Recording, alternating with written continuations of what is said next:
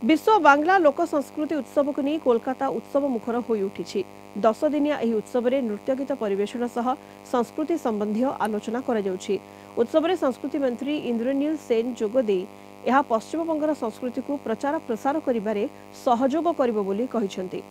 पुरुलिया থেকে এসেছি আমাদের ছৌ ডান্স अलग अलग डांस হয় যেমন কার্তিক গণেশ দুর্গা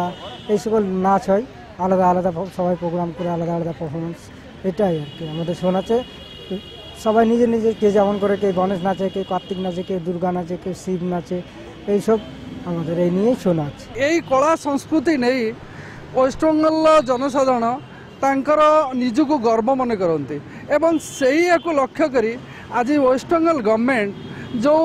7 दिन गोटे संगीत उत्सव बा ये संस्कृति उत्सव करुच्ची यह स्वागत योग्य आ द्वारा